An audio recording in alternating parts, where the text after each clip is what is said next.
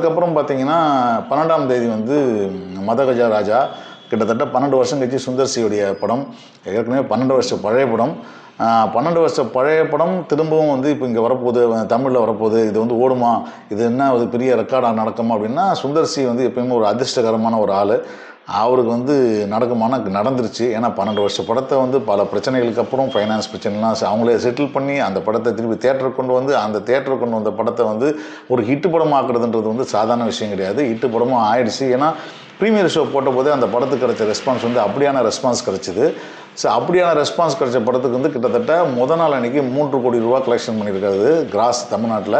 So போக போக வந்து அதாவது இந்த படத்தின் மேலே பெரிய எதிர்பார்ப்பே இல்லாமல் மக்கள் பார்க்க ஆரம்பிச்சதுக்கே இந்த கலெக்ஷன் ஆகிடுது. இப்போ படத்தோட ரிசல்ட் வந்து ஹிலாரைஸாக இருக்குது, காமெடி பயங்கரமாக ஒர்க் அவுட் ஆச்சுன்ற போது நிச்சயமாக இந்த படம் வந்து கிட்டத்தட்ட ஒரு என்னுடைய கணிப்பில் ஒரு 30 கோடி ரூபா கிராஸ் பண்ணுறதுக்கான வாய்ப்புகள் நிறைய இருக்குதுன்னு தோணுது எனக்கு. ஸோ இந்த